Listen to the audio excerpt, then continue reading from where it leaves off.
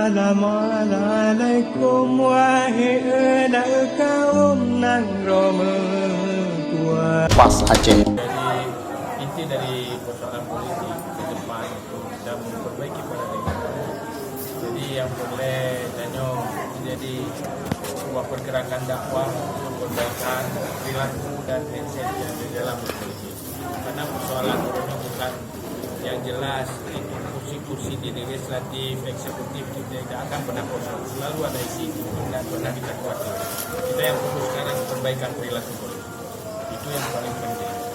Siapapun, entah siapapun yang ikut terlibat di dalam pesta demokrasi, pesta politik, kita merubah paradigma politik pada perbaikan dan kebaikan yang semuanya akan menjadi solusi bagi masa depan bangsa dan generasi muda. Bangsa yang mampu bersaing di dalam persaingan global. Kalau Partai PAS ini menjadi jawaban, ayo dukung. Ya. Tetapi dalam arti kata tetap ini menjadi contoh untuk sebuah perbaikan.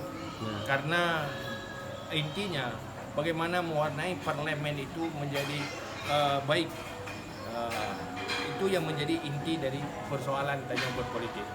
Buat itu parlemen diisi oleh orang-orang yang baik, punya perilaku yang baik, dan benar-benar menjaga amanah untuk umat. Mereka bukan untuk kepentingan pribadi atau kelompok. Terima kasih.